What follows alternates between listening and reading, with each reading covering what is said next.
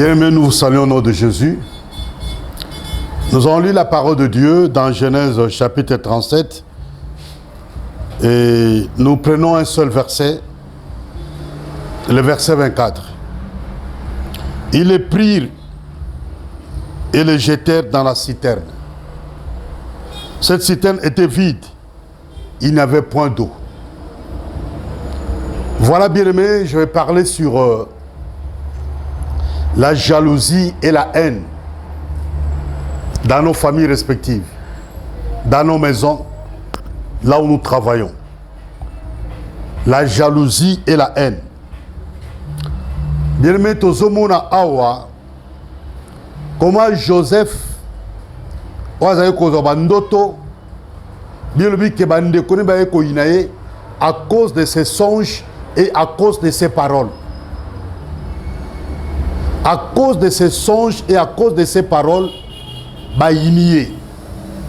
Ce côté li vino bien au komuna, ba inakayo pe, peut-être à cause de malobanayo. Oeba ka koloba bien te, o solo ka bien te na batu. Maloba bimsakeza, maloba vene ya nyoka.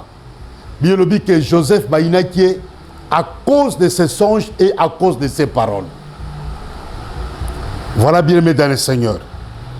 Nde sikoyo, Bible lobi que papa na bango Joseph, papa na bango Jacob alingaki Joseph mingi.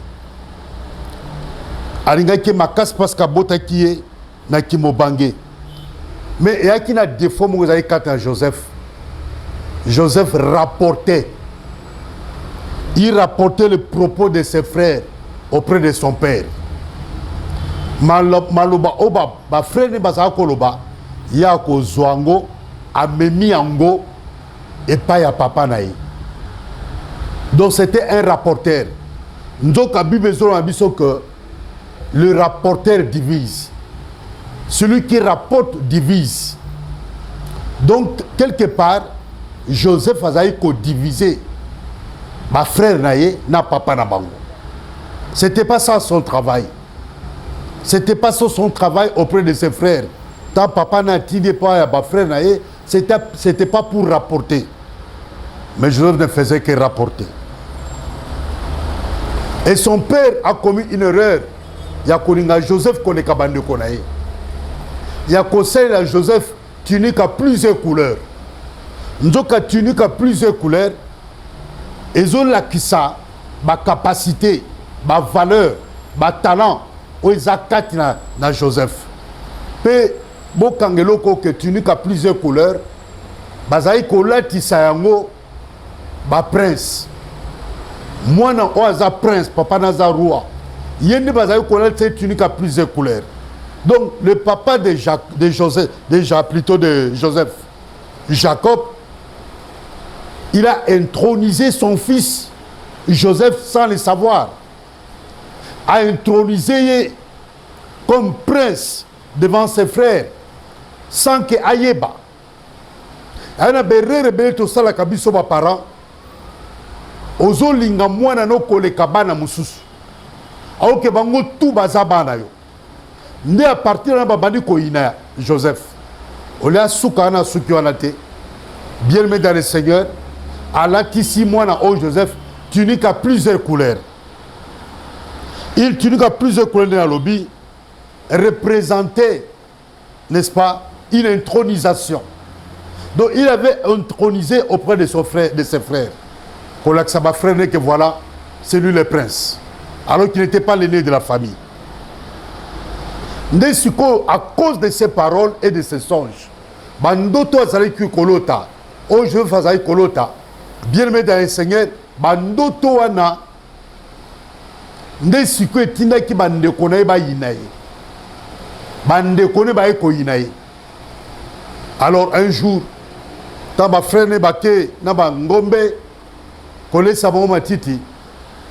Papa na bango lobi la na bande konayo kene ko pesa bango biloko kolia. Ta ba mone na musika. Babi voici les faiseurs de songes. Voici les faiseurs de songes. Nde ba de kone bazoloba. Sautant à Genèse 37, verset 12, ils les virent de loin. Et avant qu'ils soient près d'eux, ils complotèrent de le faire mourir. Bah comploter, complot. Yo pour écouter na kaba complot belé. À cause de ma projet aux alango. À cause de la vision na yo. Bah si ba salé là au complot, bah si ba lingel yo boule, que y photo bomaye. Bien que tu vis, mais bah si ba bomo spirituellement. Bah si ba bomo spirituellement. Babi, donc ba comploter contre de konabango.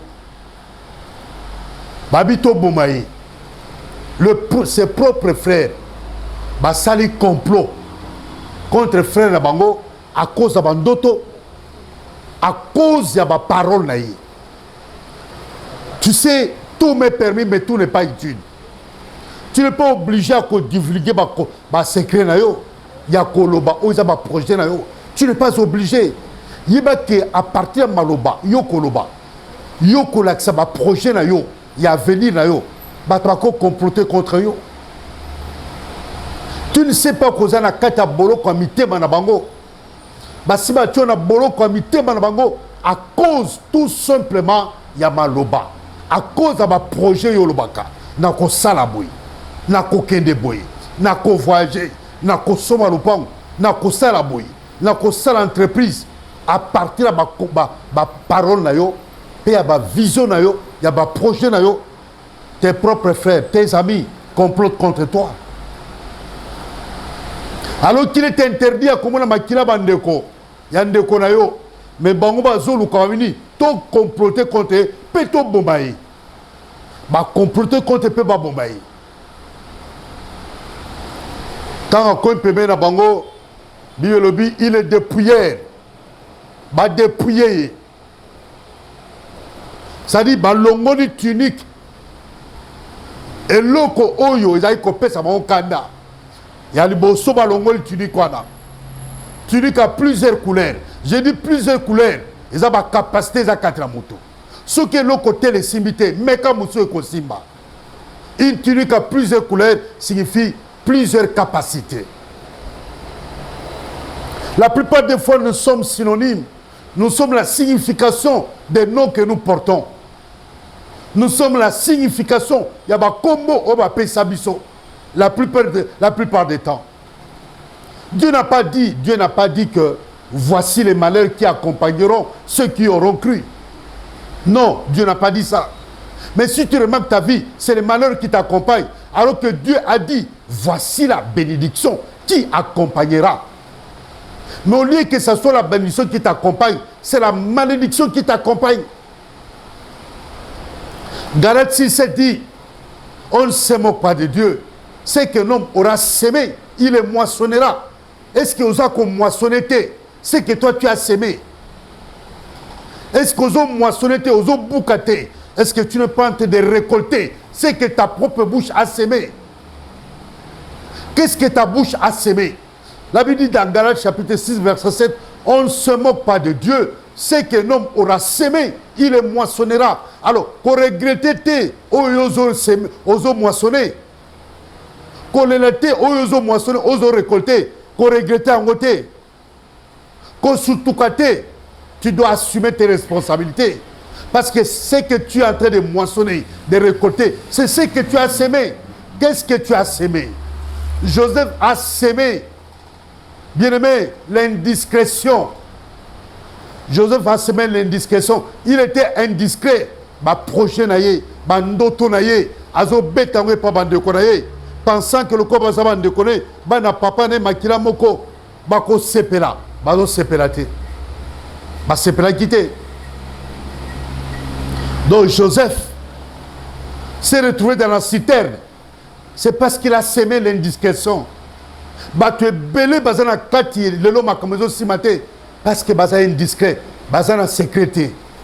Et le Kolingo sera lobby. Oh, comme ça, dans 2 ans, dans une année. Yo so yebisi batu. Peu zo yebisa batu na yebisi kaka yo posa pur na. Yo ne kana yebisi. Yo zo benge pur yo. Est-ce que yipona, est-ce que yo za pur ye? Ye za pur yo. Est-ce que yo a purier? C'est pourquoi, bien aimé, tout le monde a ta Bible, une discussion des Ofuta. Tu as bien une discussion à Samson, Nenge Sukaka, qui Samson va être tobole misu. À cause d'une discrétion. Batebele makanomonge si mate parce que motema duku motema moto suka zana likamo kosala suka zu moi mbongo anga salika il faut mettre les solo à gauche à droite il faut que nous mette les solo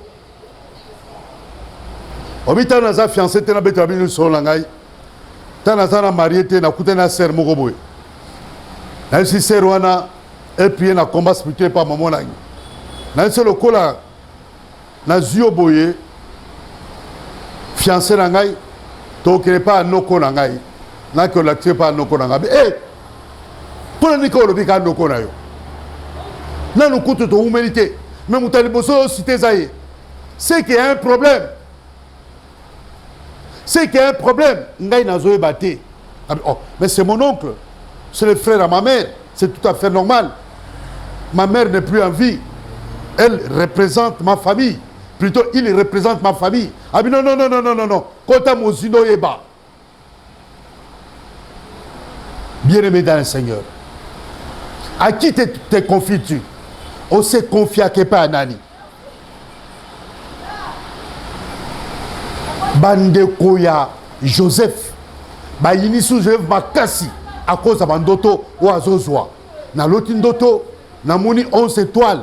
Tout autour de ngai étoile ngai na katikati na moni na sanza na mona moi lexi papa sanza lexi maman 11 étoiles lexi bande ko na ngai 11 ya mibali 12e étoile ngai na milieu bozo guma be na ngai papa bi lexi ndoto wana c'est que biso to koye pa na yo yoka papa ninga zoba 37 verset 10 il raconta à son père et à ses frères son père les réprimanda et lui dit, qu'est-ce que signifie ces songes que tu as eus? Faut-il que nous venions, moi, ta mère et tes frères, nous prosterner à terre devant toi? Papa a une explication d'auto. Papa comprenait qu'il d'auto. Abindoto Nicolbanini, Joseph, Ndoto Lote Nicolbanini, Joseph. Donc, Nicolbanini, papa na yo, maman na yo, nabandeko na yo. Il faut tout y payer na yo, kofuka mela yo, na mabele.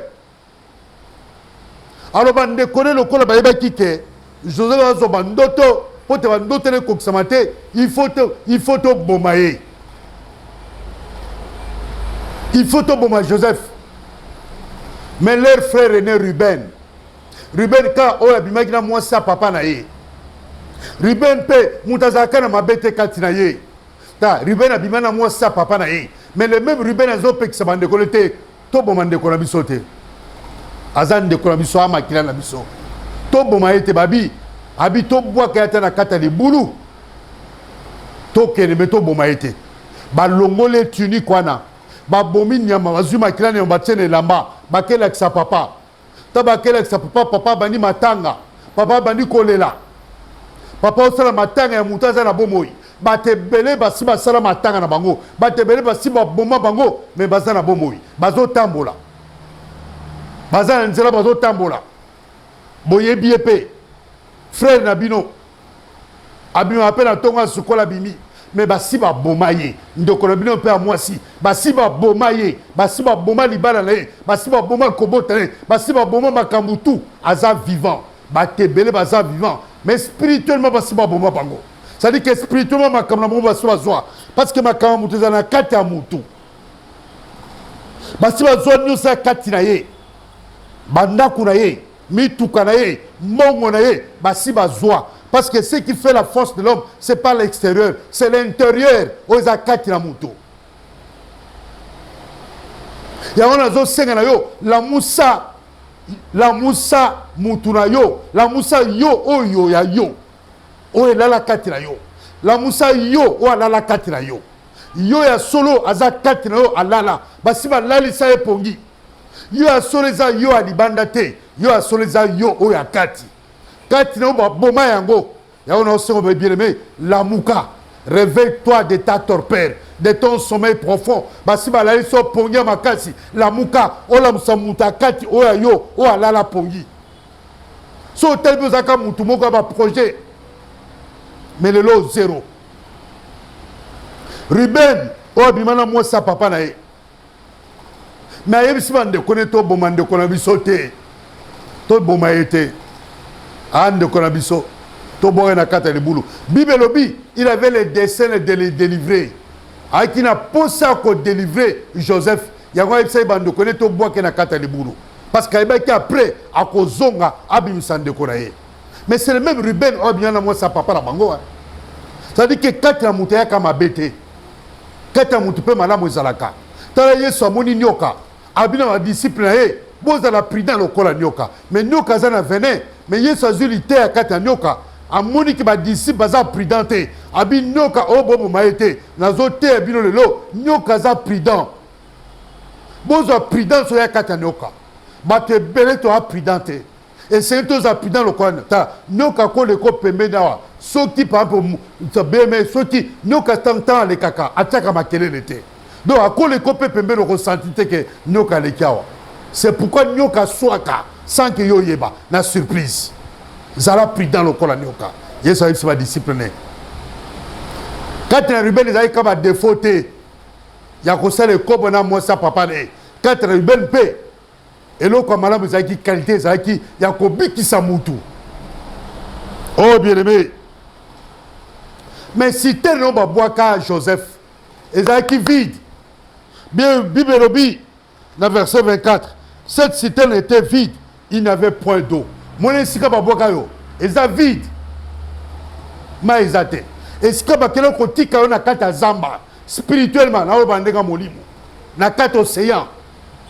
Muta kuva na kata océan te, mais oluta ka bandoto na kata zamba. Oluta bandoto na kata zamba na banyama. Oluta bandoto na kata mai. Oluta bandoto na kata sobe. Olota bandoto dans le village natal Nabino. Olota bandoto dans la ndako place au cola. Olota bandoto dans la école place au temps école primaire. Olimo na kana bleu blanc. C'est vide. Bandoto l'autre que ça vide. Ça dit que osa vide et l'autre quand il l'autre zate. Cette cité était vide et si ka baboa kin de kona bango, ba yeba ki ke za vide ma izate. Mutu moko te atele aboa kila ke mai. Mutu moko te apesa ke bidon mai. Mutu moko te bande konaye batiki na kata libulu o ezanga mai. Tala mutu aza mutu. L'homme aura pour ennemi les gens de sa propre maison. Mutu ozala bamunaka bande ko kaka ya ye ya ndako na ye. Tala bande ko o ya ye bana papa moko kwa ke ba kesana ba maman mais papa moko parce que na Israël ba kontaka bana o ba botame pa papa. N'était pas une abus bande ko biso baluba mwana o bobota mine papa moko yende ndeko na yo mais bande ko ne bazu ba boaki na kata libulu ba bi cette cité était vide, il n'y avait point d'eau. Ndoka était l'eau c'est la vie ndetolobaka, l'eau c'est la vie. Bien aimé dans le Seigneur, madame kout ba kata courant mais ba kata maïté parce que so ba kata courant toko so makala mais ceux qui m'a isate toko remplacer on anime courant toko remplacer on makala mais maï toko remplacer la ligne. Bien aimé dans le Seigneur, maï ezala quitté na kata libulu na vie no pe maï ezate maïza parole de Dieu maïza liloba mutu zanga nyonso me ko zanga liloba na nzambe te parce que liloba ya onde pesa ka nyonso bien aimé soki nga lelo innocent na zana bomoi c'est parce que naza kati na liloba na nzambe makono nga mi balé eza kati na parole de Dieu. Cette citerne était vide, il n'avait point d'eau. Tu sais tout le monde a connu sous terre parce que baboko na kati libulu famille boko na kata libulu ya to mona ka ote bako pambola batutu mais comme il tourne yo moi ba pambola ezate parce que za na kata libulu la muka bien aimé dans le Seigneur bako pambola batutu mais comme na tourne yo ba bino esili biloko esili les gens ne te voient pas mibal bako mono pété so lu ka blibala basi bakomono te mwana mwasi pe mibale bakomono te Parce que si tu as boire na kata les boulou, muta vivra na kata les boulou te, muta vivra na mu kilo yo, on va sala. Nzoka les boulou, c'est une prison souterraine. C'est une prison souterraine. C'est pourquoi tu n'existes pas. C'est pourquoi dans cette famille on ne te voit pas. Tu n'existes pas. Parce que boako na kata les boulou. Qu'est-ce qu'il faut faire? Il faut sortir de ces trous. Bima na kata citerne, bima na kata les boulou, o ezanga mai. Bima bien aimé, bima na kata li bulu, o ezanga mai. Soko bima na kata li bulu, nde mokile komona yo, nde mubala komona yo, nde mwasi komona yo, nde ba komona place au salaka. Nde na kata famille pe ba komona yo. Oh bien aimé. Babi verset 23. Lorsque Joseph fut arrivé auprès de ses frères, il est de prière. Bande kolma de prière yo. Diable de priayo, bandoki ba de priayo, ba silisayo, et là comme on na kata nzoto yo. Ba de priayo, ba zo nyonso ayo. Ils t'ont dépouillé. Ils ont dépouillé de sa tunique. Ceux qui Joseph a qui tunique, ba dépouillé qui. Yo ba dépouillé yo nini. Yo nini ba zoa. Joseph ba zoa tunique, mais yo ba zoa nini. Et le connu yo bazoa. Ni yo bazoa. Bande de quoi Joseph bazoa qui tunique. Mais la zone tourna. Yo bazoa li balate. Yo bazoa kobotate. Yo bazoa yo santete. Yo est solo pendant moi na kitoko. O comment le kola biloko balambi ba mekaka so mungu ekoti. Non bien aimé. Révolte-toi Tomoka, Silika. Révolte-toi bien aimé. Moi moi so ko biloko balambité ba mekaka soki ya simungu esimbi okozo mubali bovani 1 mois 2 mois 3 mois boni misangai bobimina ye quelque temps après boyo okomi biloko bazomeka okomi ngombe obalambi eloko ni bazwa yo libala batiko bongo tala musuko bakozwa pa bazwa libala akobala te akola ta voile te mais abotaka na ye abotaka na ndwa lebele abotaka na ndwa lebele alors que le mariage il faut que le mariage soit honoré, que le lien conjugal soit honoré, soit exempt de suivre, que le mariage soit honoré de tous. Mais yo ba boy honneur wana liba les a honneur. Mais baboyo vivre honneur. Le mariage c'est de l'honneur. Mais baboyo on ta honneur wana. On ta voile, on ta alliance. Bala to alliance ami so batou. Bazwa o libala. Et loko bazwa te. Bazwa batikelo ka kobota. Obota kanayo. Ndeli bata botaka. Pe kobota no, bota ke belé. On est fertile. Aux occasions facilement. Mais comment ba oba bala. Ba oba honora. Pour abota passi. Pour abota passi. Akole là. Et l'on connaît yo sema. Nina, moussou ezalaka, ma parents ne basala. Les pères ont mangé des raisins et les dents des enfants sont agacées. Mais moussou ezali, on ne se moque pas de Dieu. C'est qu'un homme aura semé, il est moissonneur. Qu'est-ce que tu as semé? Qu'est-ce que tu as semé qui te fait pleurer aujourd'hui? Yango, nini yo sema. Yango se retrouve dans la carte de boulou. Au lona et l'oko moko boy. Yango se retrouve dans la carte de boulou bien aimé. La mouka na pongi bondela. Bondela bien aimé. Et l'oko yo sema. Yango est contre la carte de boulou. Moussou sema si moussou ezali. Tant yo la li pongi. Munguna ayeko kona. Yo kato zongela. Sema sa liboso. Eza yo moko. On ne se moque pas de Dieu. C'est que l'homme aura semé, il est moissonnera. Semence saliboso, yo muko muto sema. Semence mususu, bien aimé dans le Seigneur. Tant yo lali pongi, on sema qui blé, mais tant on lali pongi, mongula eko semé ivraie.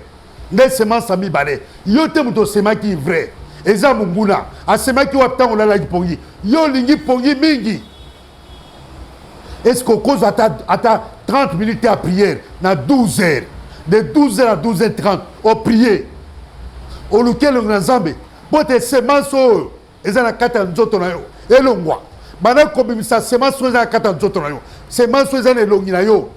Semence, ils ont la tolonayo. Semence, ils ont la mabokonayo. Semence, ils ont la mukongonayo. Semence, ils ont la mukolo, na makolonayo. Semence, ils ont la tolonayo. Semence, ils ont la carte de bumunayo. Semence, ils ont la mutunayo. Semence, ils ont la kona na misunayo.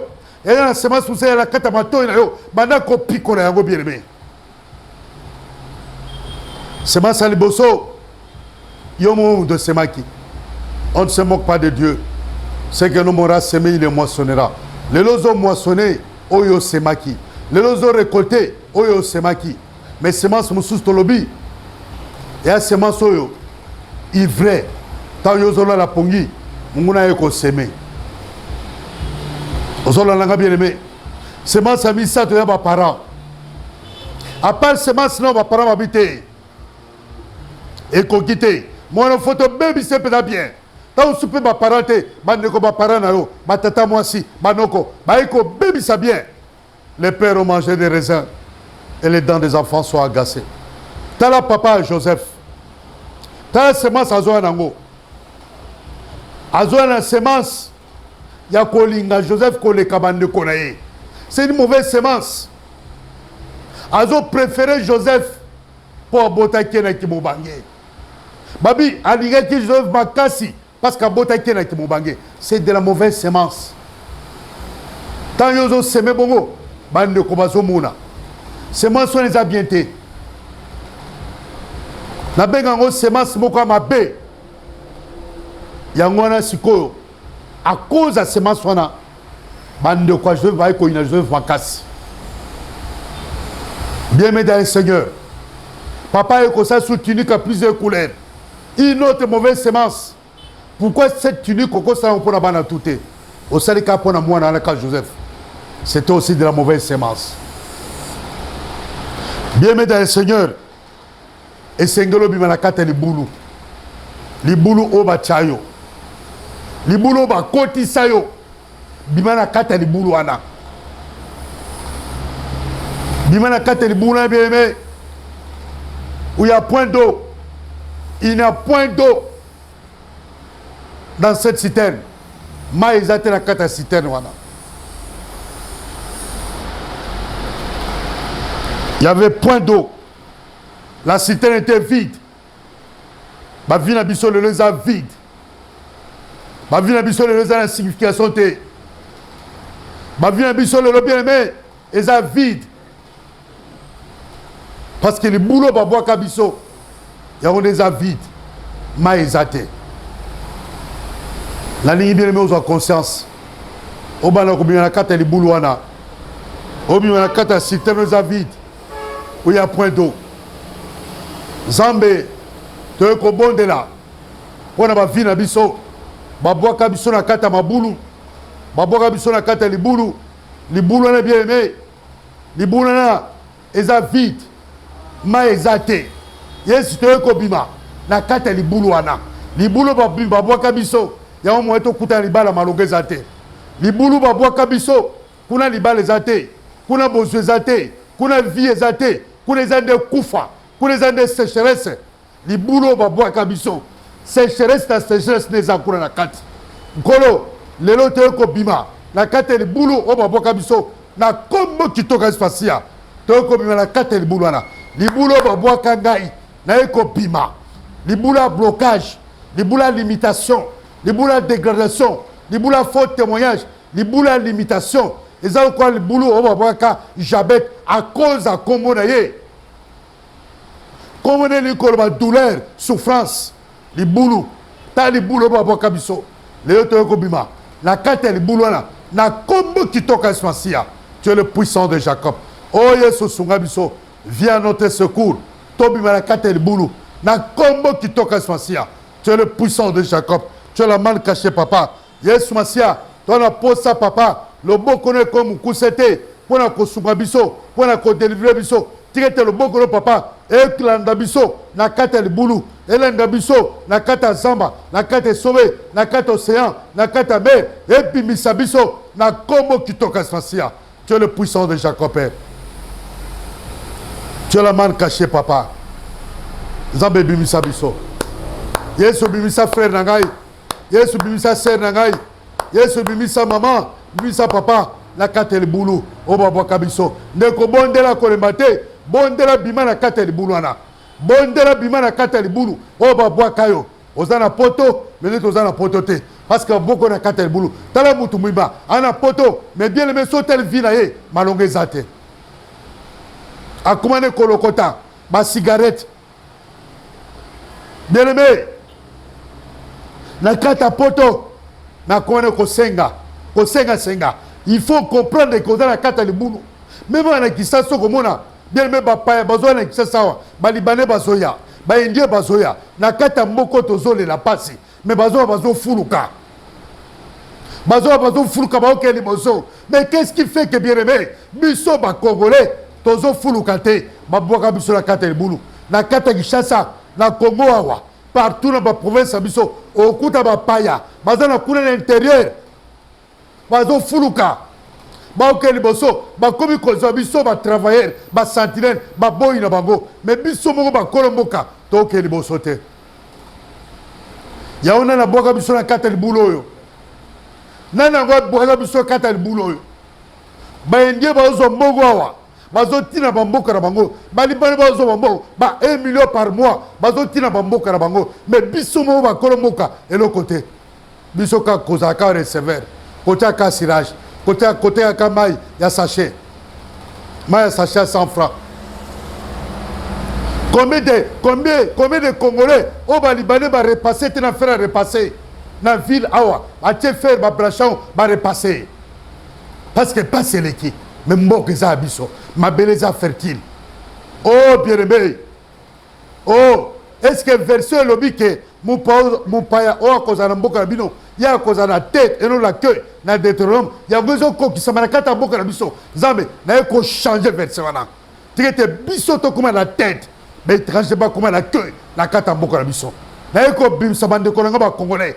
Oh, bazala carte boka na Congo.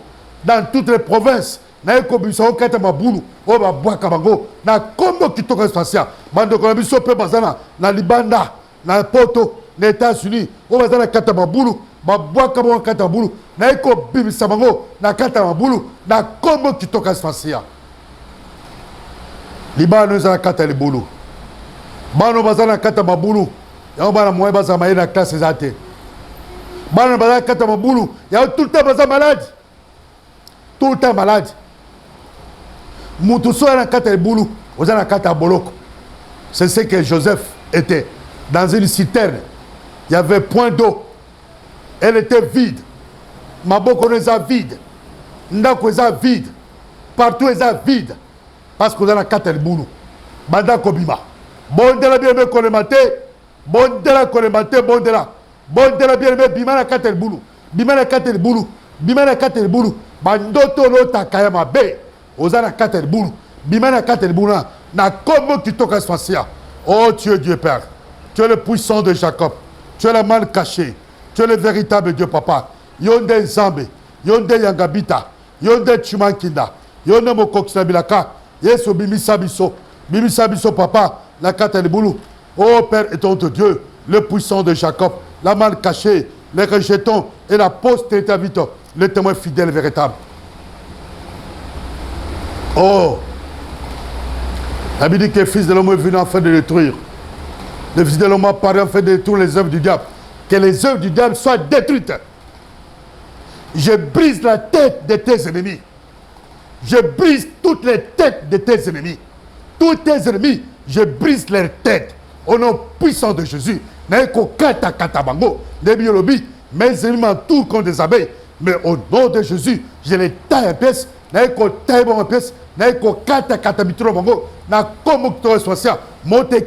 Monte zigza, monte consumé, monte calciné, monte carbonisé, monte détruit bango, monte zigza bango, na komu to somesia, na komu kito kai somesia, na eko effacer le nom et la trace de tous tes ennemis au nom puissant de Jésus. Nous avons ainsi prié. Amen. Que Dieu soit loué. Que mon Dieu vous bénisse. Nous avons repris avec nos prières là où vous êtes. Que mon Dieu vous bénisse. Merci. Continuez à copier. Bisot aussi, c'est les combattants. Yo continuez à copier. La combo que tu as Zamenanga Pambola Bino. Zamenanga visiter Bino. Amen.